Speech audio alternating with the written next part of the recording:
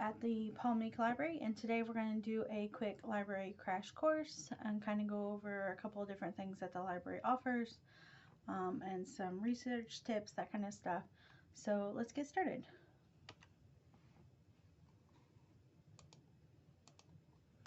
So just keep in mind of things that are located in the library.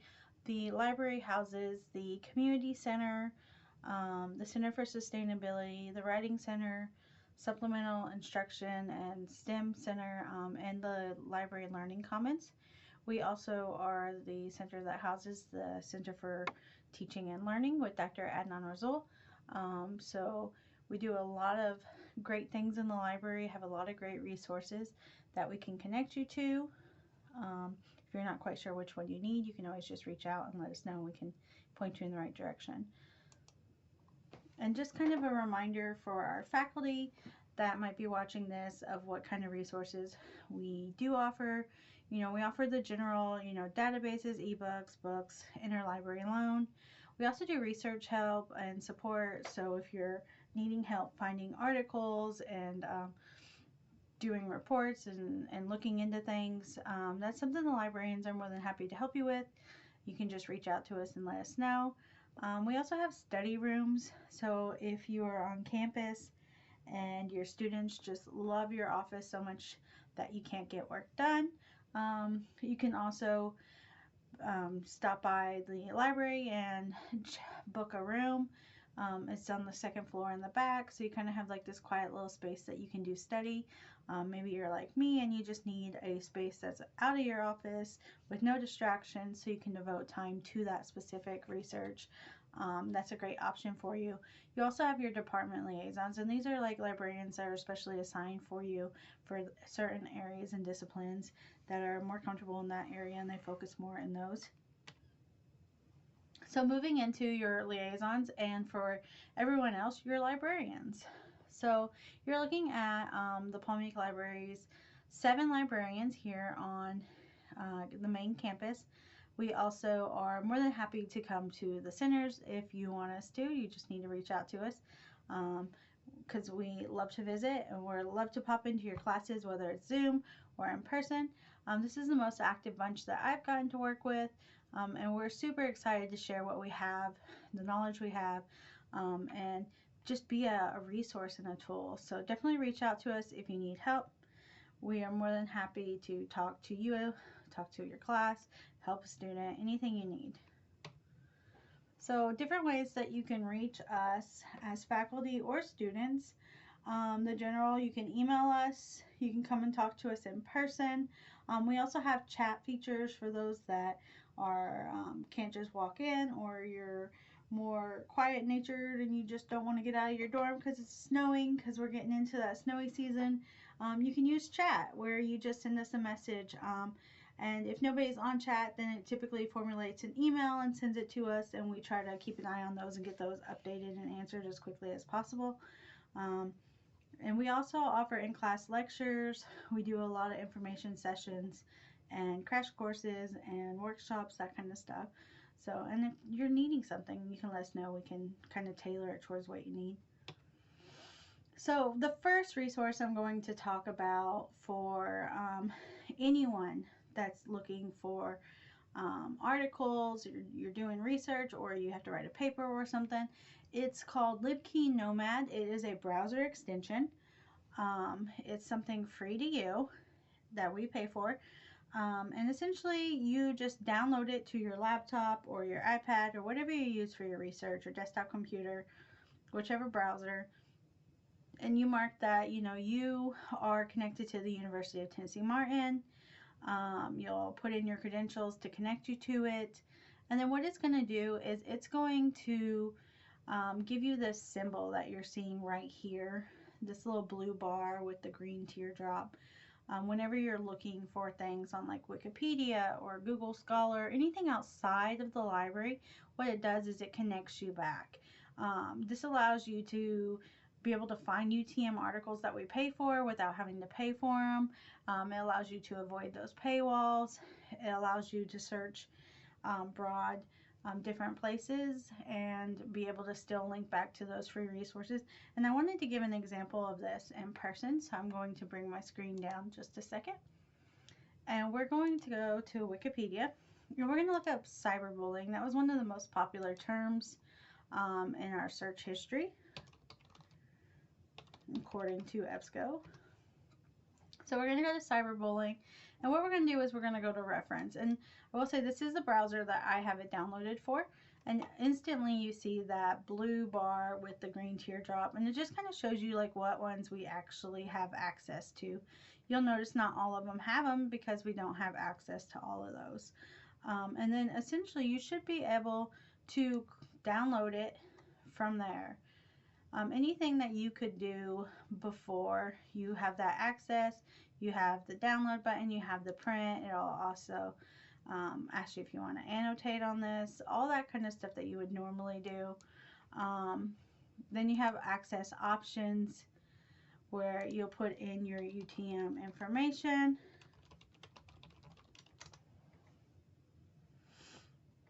And Duo if it hasn't got you yet. And then this one's saying, oh, nope, we don't have access to this one, so this one will be interlibrary loan. So this is another great example. Sometimes if we don't have it and it's something you really want, you don't have to go through the process of the interlibrary loan. It'll take you directly to the form and you can click on it, fill out the report, and access it immediately. But essentially it just takes away that paywall piece. It connects you automatically to it. And I'll give you an example. This one right here is an example of the one with the paywall. It pops up. It looked just like this, you know, buy the article, PDF, and you'll say, Ronnie, why does it have this? It had one of those blue symbols. Well, it still has the blue symbol. If you look down here in this bottom corner, it says right here, download PDF. And so I actually downloaded it. I clicked on it and I tried it. It worked. It went through. I didn't have to pay this fee. I will say that you should never pay the fee. We pay for you not to have to pay the fee. It's part of the program. So don't worry about it. If there's an article that we have access to, you shouldn't be paying a fee. We should be able to take care of that. If not, we try to interlibrary loan it where we can try to get it free for you as best as we can. So I definitely highly recommend the LibKey Nomad browser extension. It works with Wikipedia, Google Scholar. It doesn't work on the first search page. It works on the second result page. Like when you open the item, then it will show whether or not you can download the link. The other one that we really like is Zotero. It is a citation resource. This is one that you download a browser app and then you put the extension on. That way when you're searching, maybe you come across a web page or you have an article or a book, you can actually click add it if your app is open and it will add it to your library. The really cool thing I liked about this is it allows you to organize your research. So maybe you got a couple different projects, you can make different folders and put it in the different folders so they're not all mixed up. It allows you to take notes. This field over here, if you go to save it and you see that, you know, it left an author off, you can actually go in and type in right there in that box and add the author, fill in missing information that might not transcribe automatically over. And it syncs and backs up from computers to different resources as long as you're signed into your account. You can also create like a collaboration account. So if you're working on a project with someone else, you can create an account or folder that everyone has access to and y'all are putting resources in. So this one's really cool because it also puts like your citations into your papers. So if you're doing an in-text citation, you can open it up and you can just put it in and then go to your reference page and it will match the in-text citation to the reference page. And that way you're putting them both in. You still have to check it. It's still computer generated, you know, making sure that it comes across. But it does save you a little bit of work and time. So we're going to jump over to the actual library page and we're going to go through it and I'm going to show you some really cool things that I like. It's going to go pretty quick because this is just a crash course and we'll go from there. So I never just go to, like, I don't keep in mind like the Palm Beach Library homepage. I usually just Google it. So I'll put in like the UTM library page and it'll pop up. So here I am. Here's usually our hours every day. I know a lot of people look at that. If you have an item that you want to request, we have the interlibrary loan right here. This is just a process we have for borrowing items. We have only so much limited space, so we can't buy everything. So that allows us to lend stuff to other institutions and them to lend us stuff when we need to borrow. I will keep in mind, you will need to keep in mind, that we're not magical. We can't just snap our fingers and a book magically appear. It does have to go through the postal service if it's a physical item, and it does, if it's electronic, it does have to go through people processing the order. So it could take a day or two if it's electronic, and if it's print, it might take a little bit longer. We also have like our staff. So if you wanted to email us and ask us questions or call us, our contact information is there. This is the chat, one of the chat ones on the main page. With our directions, our email, our phone number, all the good stuff that you need. Our newsletter, so if you're like, what's the Palm Inc. Library up to, you can keep up with us there. But we're going to get down here. And so earlier I was showing you Zotero. Well, the QR code actually takes you to this page right here. And it will take you to a 3-minute video of the citation software, how to use it, what it is, that kind of stuff. It's just a 4-minute video. All these videos can actually be embedded into your coursework if you're a professor. We also have interactive infographics on how to read scholarly articles. We have videos on how to read scholarly articles. All cool things that you can implement. If there's not one here that you need, you could always reach out and say, hey, I'm trying to teach my class this, or they need to know that, and that's something we can create. How to recognize resources. Are they primary, secondary? Are they peer reviewed? That kind of stuff. All the information you would need. What the call number is when you come from high school, you're coming from 12 years of Dewey Decimal into Library of Congress. So a short 5-minute video that kind of walks you through the different call numbers and how to find items in the stacks. So we're going to go back to the home page. From here you have our databases. So if you want to search just databases, you can sort these by subject headings. You can also sort them by type. So you want a primary source one, or you just want newspapers, that kind of thing. Maybe you just want videos. I don't necessarily recommend vendors unless your professor says, hey, I want you to do a government resource one, that kind of thing, or an Alexander Street Press, and they tell you a specific one they want you to do. Most of the time you won't really mess with them, but then they're kind of split. Subject is going to be the one where you can kind of look up by your major, and it'll pull all the databases that are linked to it, that we kind of connect based on best match, that kind of stuff. And then here's some more of those information literacy activities. That's the same kind of as the videos. And then our library catalog collection, this one's new. So this is everything that we have in our library or in our folio system, which manages our library. So there's some electronic resources in here, but this is a great way to look up your textbook to see if your textbook is on reserve. You can look here. You see, I looked at Art 210 to see if it was here. You could also look up your professor's name to see if they have any books on sale, or not on sale. I'm sorry, I turned into the bookstore for a minute. Please forgive me. You can kind of look and see if we have any books here. I'm trying to think of a good one. So calculus, you can see calculus reserves right here. We have essential calculus with applications. We have applied calculus. This is all course reserves, and reserves are books that you can borrow in the library. You can also scan like a couple pages to yourself.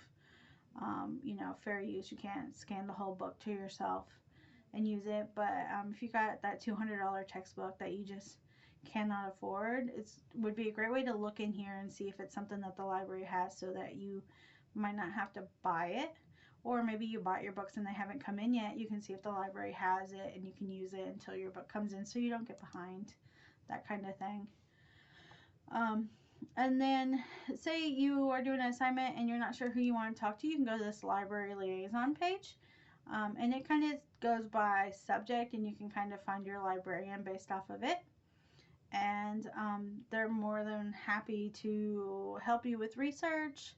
For example, like me, I'm accounting, econ, finance. I'm also nursing. I'm also math and statistics, and management, marketing, and info systems. Those are my areas. And so I'm more than happy to talk to anyone about those. I also teach other classes and help other people with other ones.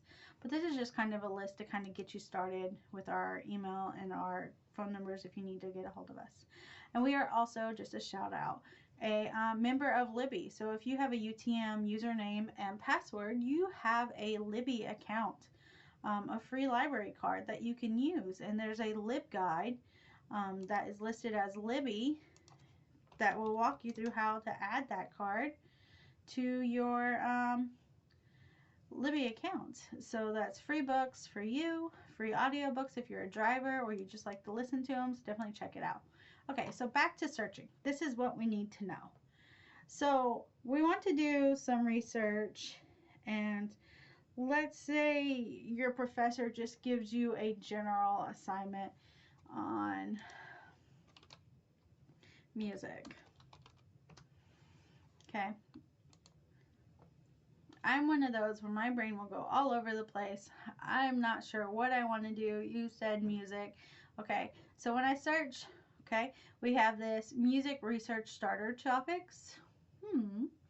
Or we also, remember when I said we might have your textbook, we have course reserves, and it tells you what classes or what books we have in music.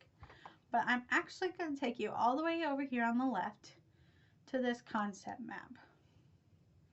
And we're going to search music, but we're going to change it to a map. Because remember I told you, my brain is wonky.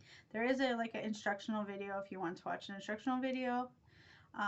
So we kind of have this music, and so it kind of gives you like key popular terms for music. So maybe I want to do music health.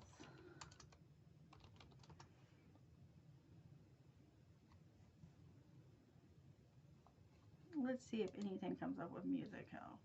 It might not. Maybe I need to just do music. And we're going to add that to our search. And then we're going to do mental health.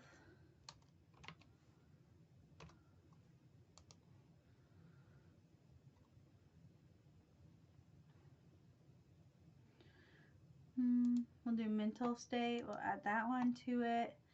Okay, so now we're adding two. So I started with mental health, but the map gave me all these other options that I can kind of look at.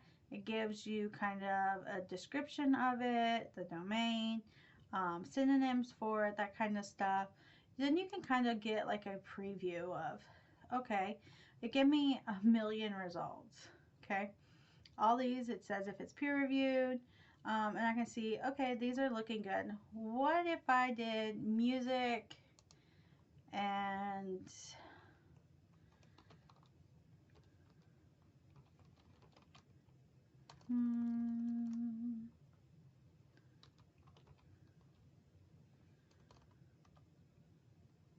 it's a Friday. Apparently my brain does not want to spell.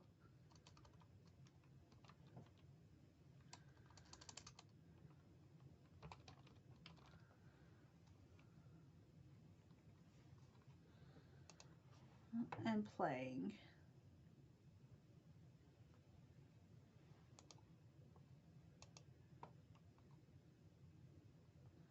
Now I have like 1,600. It's getting a little bit better, but I want to move this around, and I want to put or instead of and. So you can kind of play with it there. If you don't like one, you can just exit it off on there. So I just take them all off. I give up. I don't want to do that. So I want to look at music.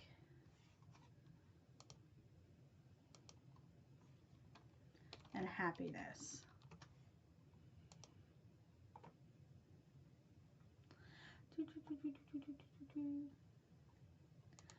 And do feelings, music and feelings. Okay. I didn't add music, so I need to go add my music.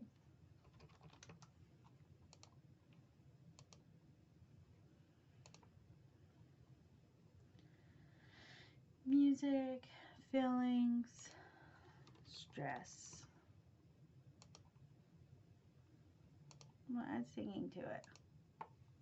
Maybe we need that singing to really relieve the stress. Okay.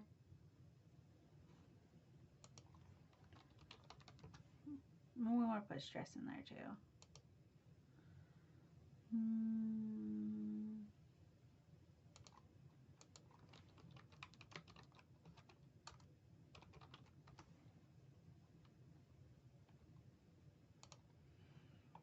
Might help if I pick the right stress. So, then kind of gives you different options. Let's do stress management.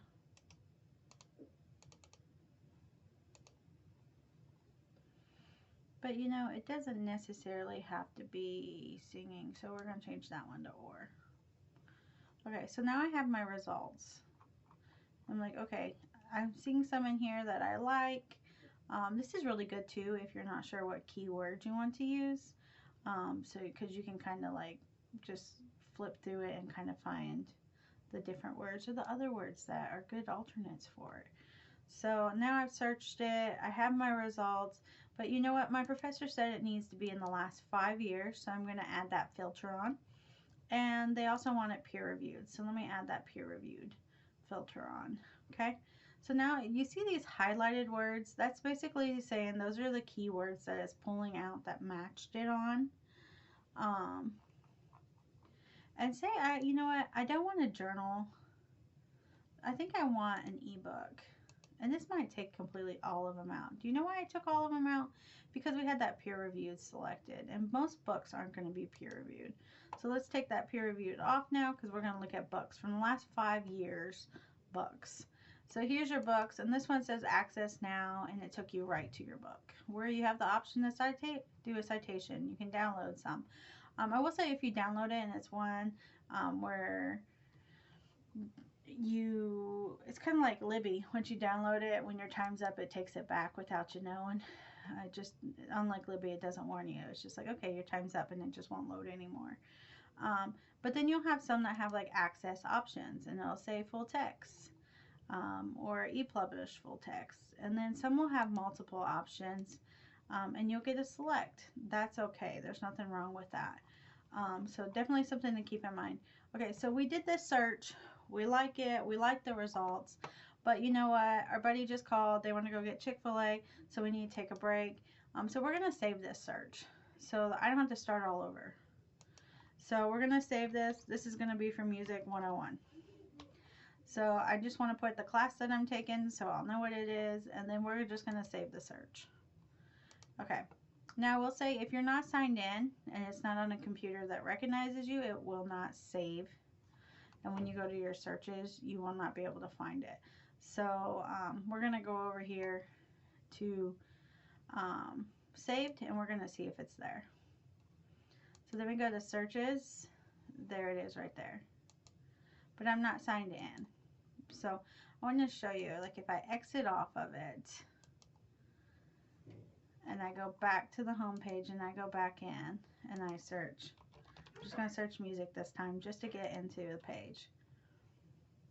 Let's see if it remembers me.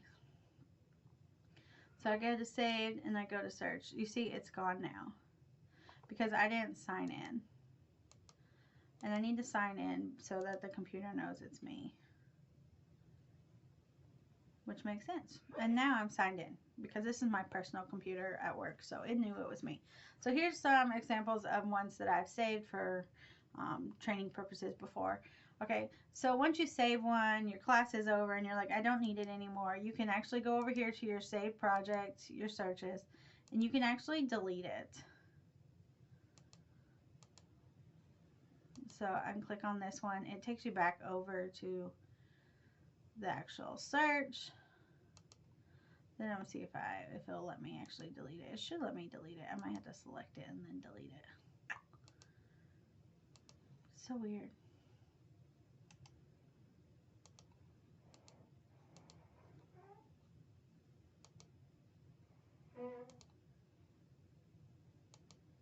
Nope, I just unsave it. You just unsave it like that. And then like records, you can do the same thing where you just unsave them. You can save them also to products. So say I was looking for postcards. I have a project where I had postcards. I was looking for some things for sex trivia, you know, that comes up every semester.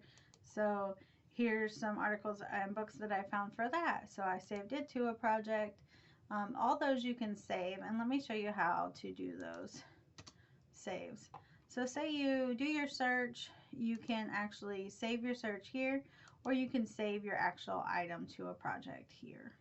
So I can just add this to a project and it'll list all my projects and it'll say, hey, add it here. And then it's added. And you have all the same resources. You can actually download this list to yourself. So say you're like, I like these results, so I want to download the top 10 items. You can actually download it and save it for yourself and it'll just download it to you. And it'll say which format do you want it in. Super cool option there. It does only give you the metadata, so if you're doing it for like physical books that you're going to come over to the library and find, it's not going to give you the call number. Just a heads up on that. Some other features that you might want to know while you're searching. A new filter that we added is this print books and ebooks filter. Before, if you selected print books only and ebooks only, they basically fried the system. They wouldn't communicate. They didn't like each other. So we created this print and ebooks only one, and it would pull both of them for us. Whereas before, the other one would try to just fight and pull whichever one had the most or whichever one came out on top that day. So definitely try to use that filter if you're looking for both. The other thing I like to pull out with the different filters, like if you're wanting to look for, let me clear all my filters out. We also have sticky filters, so you notice I exited it off and it kept that filter. I actually have to apply it. See, now the filter's gone. So now we're going to look at all the filters. So source type. So if you're a professor saying I want it to be a newspaper, I want it to be a news article, you can actually filter by that. Or if you're looking just for journals, you can filter like that. If you want a review of something, that's a great way to look for items. If you know what way you want it. I'm a visual person, so sometimes I like to filter just by video. I prefer to do videos first before I go for books or journals. You can also search by publisher, so if you know what publisher it came out in, you can search that way. And language, if you want a certain language, you can put it in there. And geography, so say you want something that's published in America, you're doing a lot of science research and you don't want it to come from overseas, so you can limit it to just things that are in America. That's a great filter. There's been several times when I've had to do research and I get a lot of resources from European countries and I'm like, I can't use those right now. So that filter actually allows you to kind of clear those out. It's a great add-in.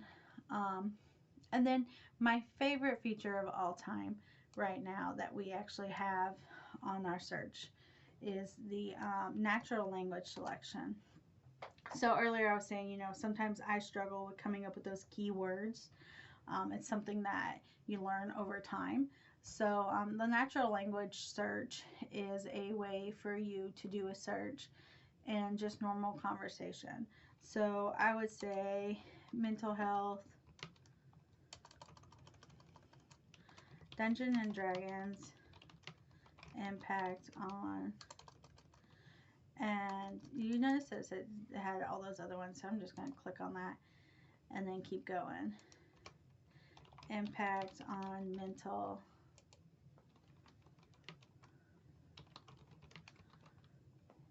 health and anxiety.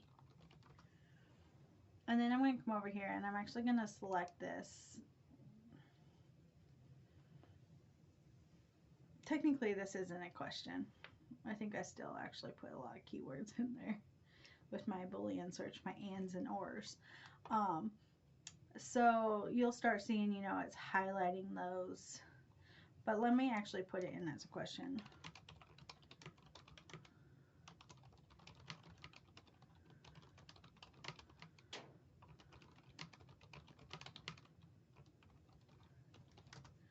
So I put it in as a question. I put on natural language. So it's going to say, okay, I need to pull out these keywords. And one, it's good for someone who doesn't pull out the keywords because now you're starting to see like the highlighted keywords and you're saying, okay, these are the words that it took out from my question. So you can start kind of putting together those keywords in the future. But two, it kind of does that extra work for you. I'm the advisor to the D&D club here at the University of Tennessee Martin. So, you know, this is something that I've been looking into is, you know, how non-traditional programming can impact our students. So this is the type of research that I would actually be looking at. So now I can kind of be seeing like the different ways that it helps. This would be an article that I would like, you know. So I just did my search for me and I'm like, I really like this search. This has some good options. So you know what? I'm going to save this search. This is going to be my D&D search. I'm just going to name it D&D Anxiety. They'll get the joke. And I'm going to save it. Okay, but because this is an ongoing field for me, I also want to create an alert for this search because this is something that I'm going to be looking at continually. So I got my D&D Anxiety for the description. I'm really struggling on the spelling today. Sorry about that, folks. And then you know what? I get to decide like how frequently I want this to come to my email. I'm actually going to put it monthly because we're fixing to do a big migration, so I don't have a lot of work for this one. But you can actually come in here and change that whenever you want. It's going to ask me if I want an email to set it up. I don't want an email that I set this up. I knew I set it up. And then I want to receive emails when it's running. And I put my email in here. I will say that you can put more than one email in here. I will say that only the person whose account is logged in can take the alert off. And I might have figured that out as I did a alert for pranks in the workplace and tagged a coworker on it to test. You know, when we were setting it up, test features and all that jazz. Yeah. So I created the alert. And so now this one is set. I should get alerts once a month. I can go over here to my alerts and it should be in my search alerts. You can also set it up at the journal level. So if you find a journal you like, you can set an alert on that journal. So anytime that journal publishes, it actually gives you an alert that says, hey, there's a new article that you can read from that journal. So it's super cool. Here's my alerts. I can actually come in here and I can cancel it. I can come in here and I can view the results from that alert. And it just takes you right to it. You don't have to do the whole search process. It's a really cool aspect, and it gives you all the features that you would want. I'm going to go right back to it one more time. And then I can edit my alert. Maybe I'm coming in here and I had this set to daily and I'm like, oh my, I can't do daily emails. You can just come in and change it. Or maybe I'm done with my research. I want to come in and close it out. Or somebody else, I brought them in and they want the email alerts and they know that they can't get rid of them. So they asked me to sign up for it. And so I come in and I put their email in. You know, it has all those features available in that. And then the other search that I was going to talk to you about is our PCOT search. So if you are like a health major, this one would be a good one for you because this is a good way to look at different things. So maybe you're saying athletes. We're going to look at different things. We're going to look at physical therapy compared to, no, I didn't spell that right. Drugs, outcome, healing process or healing time.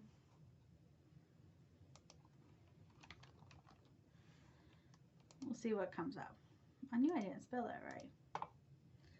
So we're going to search. And it basically just puts the whole search together for you, and it'll pull your results. And it'll kind of compare like the different things. And I love it because you can put in like the different criteria. You don't have to have all of them. You can just put in the ones you want. So say you wanted athletes and physical therapy, or so you can come in here and put or drugs and then search using those Boolean terms. So here's your or. It's still pulling up your articles. It gives you the options. Access now. Here's that online full text, libkey, that kind of stuff. I told you earlier that you had different options. There's this like different, how did I find this information, that kind of stuff. All that information that you would need there. So it's really cool. You can change how many results are showing on one page by clicking on that. The last thing I'll show you is just the chat feature that we had talked about earlier. So if you're doing research and you want to talk to one of us, you can hit this little blue button down here and talk to us, or you can hit this help with the Skyhawk head, and it will take you to chat. If somebody is online, then we will talk to you. If not, it will set up an email, and we will get back to you, usually as soon as we can.